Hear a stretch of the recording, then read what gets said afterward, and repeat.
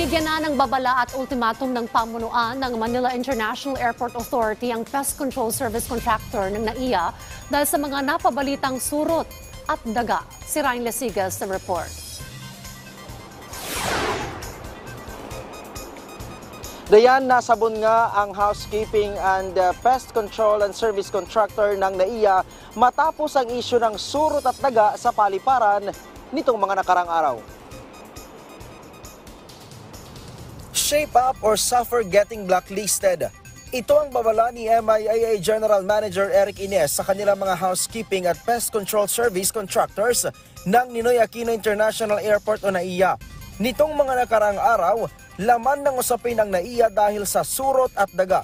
Binigyan na ng babala at ultimatum ng MIAA Chief sa pagganap at tungkulin ng contractor alinsunod sa mga tuntunin ng kanilang pinirmahang kontrata. Sabi pa ni Ines, maaring hindi na ma-renew ang kanilang kontrata o iba blacklist sa mga susunod na bidding kung bigo pa rin silang magampanan ang kanilang trabaho.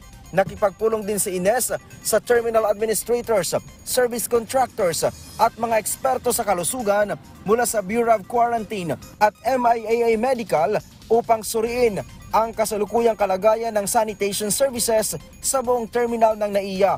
Inatasan din ng MIAA Chief ang mga grupo ng terminal administration na magtalaga ng mas maraming inspektor upang masubaybayan at pangasiwaan ang mga ginagawa ng mga contractor at muling suriin ang pagiging epektibo ng kasalukuyang housekeeping at pest control upang tugunan ang pagtaas ng dami ng tao at sa pagbabago ng kondisyon sa loob ng mga terminal.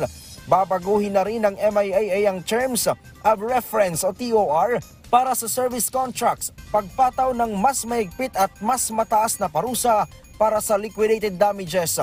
Hinihiling din ng MIAA sa contractors na magsumite ng lingguhan at buwan ng commitment ng kanilang mga trabaho na nagtatatag ng isang mekanismo ng agarang pagtugon sa pamamagitan ng close coordination sa pagitan ng contractors at MIAA management. Ang ilang pasahero, pabor sa aksyon ng MIAA. Sabi ni Sheila, kailangan daw na maaksyonan ang issue para hindi nakakahiya sa mga turista. Pwede kasi sila nga naka-appoint. So kailangan na-check nila 'yon. Obligasyon nila 'yon. So sila ang naka-assign doon. So dapat chine-check na po nila 'yon. Uupo pa rin naman daw siya sa mga upuan sa loob ng NAIA. Kailangan naman talagang umupo.